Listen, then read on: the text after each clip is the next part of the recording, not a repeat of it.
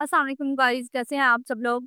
क्या आप लोग भी होटल बुकिंग के टाइम कंफ्यूज हो जाते हैं कि आप लोगों को booking.com से अपने होटल्स की बुकिंग करनी चाहिए, अगोडा से करनी चाहिए या किसी ट्रैवल एजेंट के थ्रू करनी चाहिए।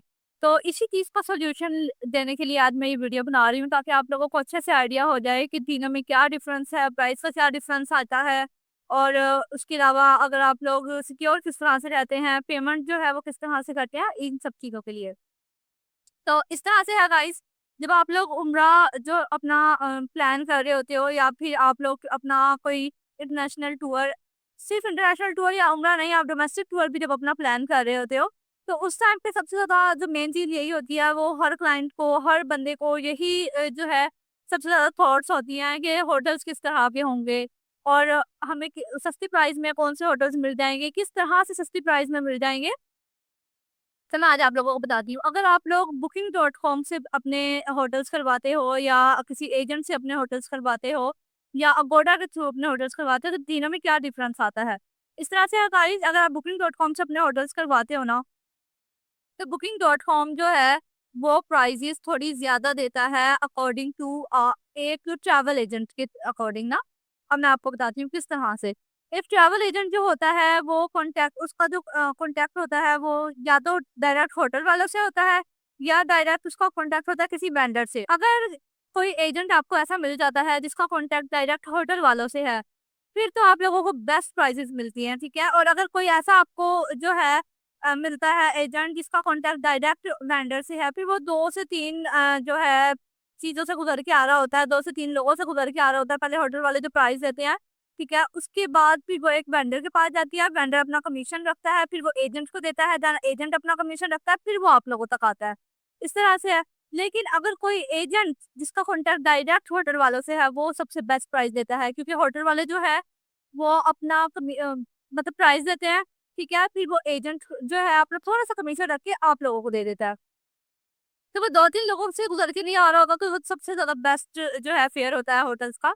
अब इसमें मैं आप लोगों को बता देती हूँ, अगर आप लोग booking.com से अपनी बुकिंग्स करते हो, तो उसमें अग एक तो प्राइस आप लोगों को ज़्यादा मिलती है, ठीक है? booking.com की मैं आप लोगों को बता रही हूँ, प्राइस आप लोगों को booking.com से एजेंट की रिस्पेक्ट ज़्यादा मिलती है।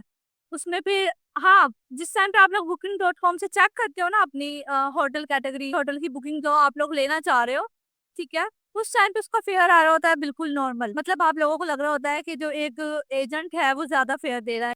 लेकिन जब आप booking.com से अपनी बुकिंग करने लगते हो, उस टाइम पे उसके हिडन चार्जेज़ होते हैं, उसके टैक्सेस होते हैं, और जब आप लोग कार्ड से पेमेंट करते हो तो कार्ड के टैक्सेस होते हैं। तो वो जो एक प्राइस है वो थोड़ी ज़्यादा हो जाती है एक एजेंट की रिस्पेक्ट। मतलब अगर आप किसी एजेंट से ले रहे हो तो वो जो प्राइस दे रहा है, ठीक है, उससे थोड़ी निस्बत, क्योंकि booking.com के अपना कमीशन भी होता है उसके अंदर, और उसके अलावा जो है उसमें टैक्सेस भी होते हैं, हिडन चार्जेस होते हैं, कार्ड के टैक्सेस होते हैं, तो वो प्राइस थोड़ी ज़्यादा हो जाती है। एजेंट जो है उससे कम प्राइस में आपको जो है वो होटल्स वगैरह प्रोवाइड कर रहा होता है। तो इस वजह से एजेंट की जो है वो प्राइस नॉर्मल होती है as compare to booking.com, as compare to Agoda. लेकिन अब मैं आप लोगों को एक चीज़ बताती हूँ। अब इसमें पता क्या है? एजेंट जो है इसमें ना 2 मतलब हर चीज़ का एक अच्छा पहलू होता है, एक बुरा पहलू होता है, तो हमने वो दोनों चीज़ पहलू देखने हैं। तो अब मैं आपको बताती हूँ, अगर एजेंट से आप कोई लेते हैं ना, तो मैं वो एजेंट, आप लोगों को भी पता है एजेंट क्या देता है कि ये होटल इतने वॉकिंग डिस्टेंस पे है, इतने वॉकिंग डिस्टेंस पे है, और आप लोगों को वहाँ पे जाके थोड़ी मुश्किल होती है, या जो एजेंट है वो अपना होटल जो है वो चेंज कर देता है। ये चीज़ इसमें आती है, लेकिन एजेंट को कैसे आप लोगों ने देखना है, वो वीडियो भी मैंने आप लोगों को देनी है कि असल एजेंट और एक स्कैमर से आप लोगों ने कैसे बचना है और असल एजेंट पे कैसे ट्रस्ट करना है, ठीक है? और मैंने उसके अलावा भी आप लोगों को बताया हुआ है अपनी पुरानी वीडियोज़ में कि आप लोगों ने अपने एजेंट से लोकेशन लेके ही सारा कुछ, मतलब प्रोसेस वगैरह, वो मैंने अपनी पुरानी वीडियो में बताया हुआ है। जो फर्स्ट टाइम ये वीडियो देख रहे हैं, वो मेरी पुरानी वीडियोज़ जाकर देख लें। तो आप लोगों ने क्या करना है, आप लोगों ने booking.com से अगर अपनी बुकिंग करवानी है, तो पहले उसके हिडन चार्जेस, उसके टैक्सेस वगैरह देखने हैं। अगर वो price as compare to agent price कम होती है, तो आप लोग बेशक booking.com से करवा लें, कोई मसला नहीं। लेकिन अगर वो प्राइस ज़्यादा होती है, अच्छा, अब मैं आपको बताती हूँ booking.com का एक और मसला होता है। लोग booking.com से अपनी बुकिंग करवाते हैं ना, और वहाँ पे जाके आपको वो फैसिलिटी नहीं मिलती, तो आप लोग booking.com को तो बिल्कुल भी जो है ब्लेम नहीं कर सकते। अब एजेंट का क्या होता है, अगर वहाँ पे जाके आपको वो फैसिलिटी नहीं मिलती, आपको कोई इश्यू आ जाता है, तो पीछे एजेंट होता है आप लोगों को कवर करने के लिए, वो जो आपकी मतलब चीज़ें हैं उनको कवर अप करने के लिए, आपकी बुकिंग्स देखने के लिए, आपको फ्लो फैसिलिटी जो वो उसने यहाँ पे आप लोगों से कमिटमेंट की थी वो प्रोवाइड करवाने के लिए वहाँ पे एजेंट आप लोग उससे कॉन्टैक्ट करें, वो करवाता है, सब कुछ करवाता है, जो एक असल एजेंट होता है वो करवाता है, इसमें कोई डाउट नहीं है। लेकिन अगर आप लोग booking.com से करते हैं, वहाँ पे जाके वो फैसिलिटी नहीं मिलती, आपको उसकी सर्विसेज अच्छी नहीं लगती, तो वो भी एक मसला है।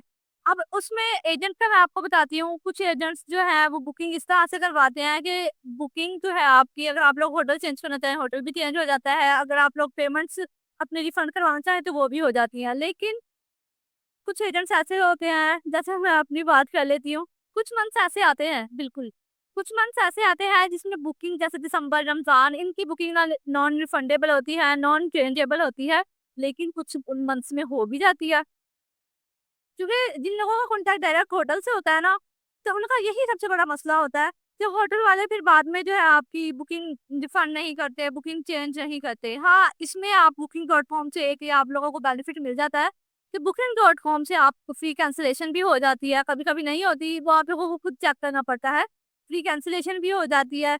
और उसके अलावा आप लोग अगर अपनी सर्विसेज वगैरह चेंज करवाना चाह रहे हो तो वो भी हो जाता है। डॉट कॉम का सबसे बड़ा नुकसान यही है कि आप लोगों को अगर वहाँ पे मतलब सर्विसेज नहीं पसंद आती, आप लोगों को वो उस तरह से फैसिलिटेट नहीं किया जाता, तो आप लोग वहाँ पे किसको बोलोगे? booking.com को तो कहना से रहे। तो इसलिए अगर आप लोग एजेंट से बुकिंग करवाते हो, एजेंट ज़िम्मेदार होता है आपको वो उस तरह की फैसिलिटीज़ जो है प्रोवाइड करवाने का, उस तरह की सर्विसेज़ जो है वो प्रोवाइड करवाने का।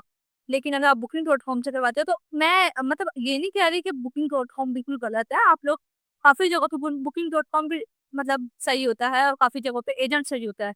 लेकिन वो आप लोगों ने पहले देखना है कि उसमें सर्विसेज़ उस हिसाब से हैं, कैंसलेशन जो है वो उस हिसाब से है। अगोडा से अगर आप लोग करवा रहे हो तो फ्री कैंसलेशन है और वो सर्विसेज़ आप लोगों को उस तरह से प्रोवाइड कर रहे हैं। इसी तरह जब एजेंट से आप लोग बुकिंग करवाएँ, तब आप लोग उस टाइम पे भी सोचें कि एजेंट आपको वो प्राइस दे रहा है जो एक मतलब फ्लेक्सिबल प्राइस है, एक रीज़नेबल प्राइस है। booking.com से भी अपनी प्राइस चेक करें, तब जाके आप लोग अपने होटल्स की बुकिंग करवाएँ। काफ़ी एजेंट्स ऐसे होते हैं जो booking.com की निस्बत प्राइस कम दे रहे होते हैं, काफ़ी एजेंट्स ऐसे होते हैं जो booking.com की निस्बत प्राइस ज़्यादा दे रहे होते हैं। तो ये चीज़ आप लोगों ने देखनी है। लेकिन booking.com की मैं एक सीक्रेट जो है वो आप लोगों को बता रही हूँ, और वो यही है कि उसके हिडन चार्जेस होते हैं, अगर आप कार्ड से पे करते हैं, कार्ड के चार्जेस होते हैं, उसके टैक्सेस होते हैं, तो प्राइस ज़्यादा हो जाती है एज़ कम्पेयर टू एजेंट। तो अपनी बुकिंग के टाइम ये चीज़ जो है वो खुद क्लेरिफाई करें, अच्छे से इस चीज़ को देखें, और एजेंट से भी आप लोग जब बुकिंग करवाते हैं तो अपने होटल्स की लोकेशन देखें, सब कुछ देखें, देन जाके आप बुकिंग करवाएँ। अगोडा जो है वो एक बेस्ट एप्लीकेशन है, लेकिन उसमें भी हिडन चार्जेस होते हैं, सब कुछ होता है। उसमें फिर यही आ जाता है ना, सर्विसेज़ पसंद नहीं आती तो आप अगोड़ा वालों को तो नहीं कह सकते ना, आप एक एप्लीकेशन से क्या ही डिमांड कर लोगे। तो इस वक़्त अगर आप किसी एजेंट से बुकिंग करवाते हो तो एजेंट्स को ज़िम्मेदार तो है, वो आपको सर्विसेज़ देने का पाबंद तो है। तो इसलिए मैं आप लोगों को यही सजेस्ट करूँगी कि आप जब बुकिंग करवाने लगें, उस टाइम पे अपना booking.com से प्राइस लें, एजेंट से प्राइस लें, दोनों को कंपेयर करें, ठीक है? फिर आप लोग देखें वहाँ पे फ्री कैंसलेशन है, आपका एजेंट आपको फ्री कैंसलेशन दे रहा है, उन दोनों को कंपेयर करें। देन आप देखें उसकी सर्विसेज़ कैसी हैं, एजेंट कैसी सर्विसेज़ दे रहा है, दोनों को कंपेयर करें। जब आप बुकिंग करवाने लगें उस टाइम आप एजेंट को भी कंपेयर करें, booking.com को भी करें, अगोडा को भी करें, इन तीनों को कंपेयर करें, देन जाकर अपनी बुकिंग करवाएँ। और अगर आप लोग इससे भी ज़्यादा अच्छी-अच्छी वीडियोज़ देखना चाहते हैं तो कहने की ज़रूरत नहीं है, वैसे पेज को फ़ॉलो कर लें, लाइक करें मुझे, सब्सक्राइब करें, और कोई भी क्वेश्चन हो, कोई भी क्वेरी हो, आप मुझे कमेंट कर सकते हैं, डीएम कर सकते हैं, और सर अपना ख़्याल रखें, दुआ में याद रखें। अल्लाह हाफ़िज़।